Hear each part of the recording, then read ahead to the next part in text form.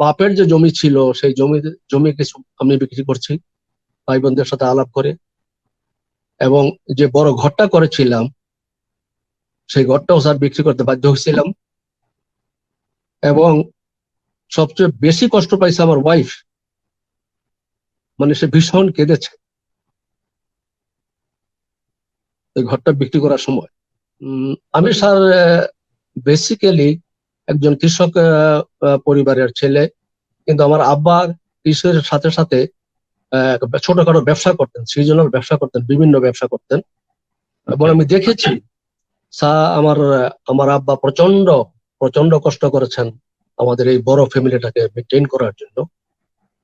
তো আমি যখন স্যার ঢাকা আসলাম, খালার কাছে আসলাম, ওইখানে আমি এইচএসসি পাস করলাম। তারপরে আমি বিএসসি ভর্তি হইলাম ঢাকার লক্ষ্মীবাজার শহীদ সোহরাওয়ার্দী কলেজে। ওইখানে থাকা অবস্থায় আব্বার শারীরিক অবস্থা একটু সমস্যা হয়েছিল। তারপরে ভাই বোন মাত্র একটা বোনকে বিয়ে হয়েছে, বাকি সবাই আছে। এই অবস্থায় চিন্তা ভাবনা করতেছিলাম আমি নিজেই সংসারের দিকে তাকিয়ে। তখন এর মধ্যে আমার আমার খালু কিছু ভিসা নিয়ে আসে লিবিয়া থেকে। ওকে। ওই ভিসায় আমার খালুকে বলে আমাকে বিনা পয়সা ওইখানে পাঠানো হয়। তারপর আমি ওইখানে গিয়ে খালুর টাকা পয়সা আস্তে আস্তে দিয়ে দিয়েছি। আমি লিবিয়া গিয়েছিলাম এজ এ টাইপিস্ট। ওইখানে একটা পলিটেকনিক ইনস্টিটিউট আছে, ওইখানে আমি একটা ডিপার্টমেন্টে ছিলাম টাইপিস্ট হিসাবে।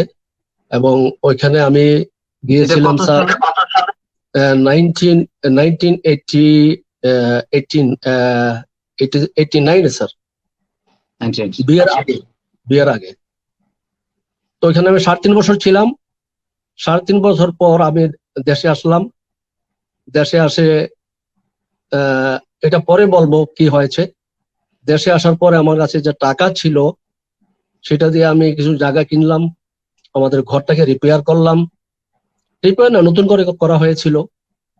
এবং বিয়ে করলাম আমার বাড়ির মানে গ্রামের পাশেই, সেখানে বিয়ে করলাম। তো বিয়ে করার পরে স্যার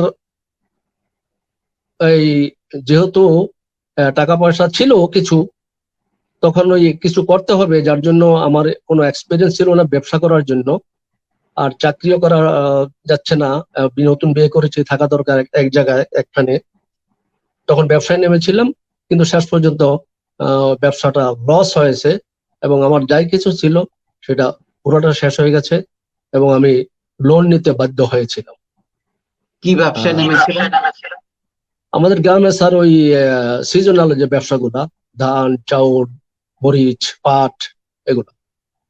আমি যখন ব্যবসায় যখন আমার টাকাটা চলে গেল, তখন আমি কিছু লোন, তখন স্যার ওই সময়ের প্রায় 50,000 টাকা। তো তারপর আমি কিছু লোন নিতে বাধ্য হলাম, কারণ এত বড় ফ্যামিলি, তো এই লোন গুলা পরিশোধ করতে পারি নাই। তখন বাপের যে জমি ছিল সেই জমি কিছু আমি বিক্রি করছি ভাই বোনদের সাথে আলাপ করে, এবং যে বড় ঘরটা করেছিলাম সেই ঘরটাও স্যার বিক্রি করতে বাধ্য হয়েছিলাম। এবং সবচেয়ে বেশি কষ্ট পাইছে আমার ওয়াইফ, মানে সে ভীষণ কেঁদেছে এই ঘরটা বিক্রি করার সময়।